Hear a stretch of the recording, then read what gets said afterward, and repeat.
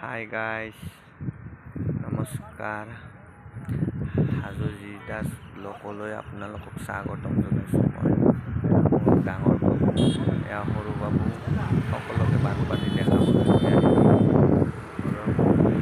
আৰু দ্বিতীয় কথাটো হ'ল আমাৰ এইখিনিত বুলি নহয়, পৃথিৱীত যিকোনো বস্তু টকাৰে মানুহে সৌন্দৰ্য উপভোগ কৰিব নোৱাৰে।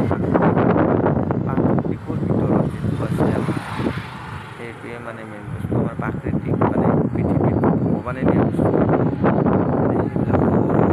বানপানী, ধুমুহা, এইবিলাক সকলো সাগৰ মহাসাগৰ, এইবিলাক সকলো প্ৰাকৃতিক সম্পদবিলাক সেয়া বহুত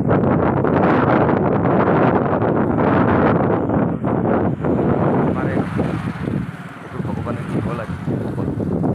এইটো উপভোগ কৰিবলৈ সময়, সুবিধা, ভাগ্য সকলোবিলাক মিলাই কিনে দিব লাগে। তাৰপিছতে পাব এনেকুৱা বস্তু, এনেকুৱা বাৰিষাৰ বানপানী কৰিলোঁ আমি সকলোৱে। এইবিলাক সকলোৱে ৰাস্তাত বহুত মানুহ তেওঁলোক চাবলৈ আহিছিলোঁ আৰু যিহেতু তাকো অলপ বানপানী দেখালোঁ। আৰু বানপানীৰ মাজতে অঘটনো হৈ থাকে, ৰাইজে সতৰ্কতা হৈ থাকক। আৰু সকলোৱে বানপানীৰ লগত সকলোৱে খেলা কৰিব নালাগে। আৰু পানীৰ লগত কোনেও যাতে যিবিলাকে সাঁতুৰিব নোৱাৰে আৰু যিবিলাকে পানীৰ লগত খেলা ধূলা কৰিব নালাগে। বানপানীত বহুতৰ অঘটন হয়। তাৰে মাজতে মই সকলোকে হাতযোৰ কৰিছোঁ, পানী চাবলৈ আহক কিন্তু সতৰ্কতাৰে।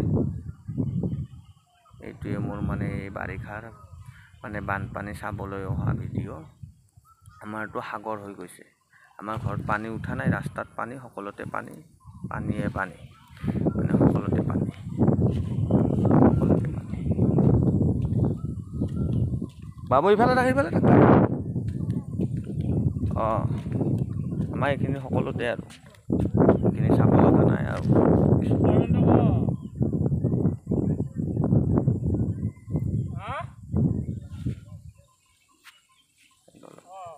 নাই মনোমোহা দৃশ্য সকলোৰে বছৰত এবাৰ আহে আৰু ৰাইজকে। আৰু বানপানীয়ে সকলোকে মহাবাহু ব্ৰহ্মপুত্ৰ অসমৰ সকলো বেয়া বস্তুবিলাক ধুই লৈ যায়।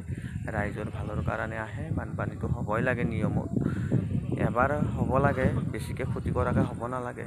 এই বানপানীটোৱে মানুহক বহুত ধুৱাই লৈ যায়, বহুত বেয়া বস্তু লৈ যায়, মানুহক নিৰ্মল কৰে। ৰাইজৰ কাৰণে ভগৱানে, মানুহে একো কৰিব নোৱাৰে, ভগৱানে কৰি আছে আৰু এইবিলাক সকলো।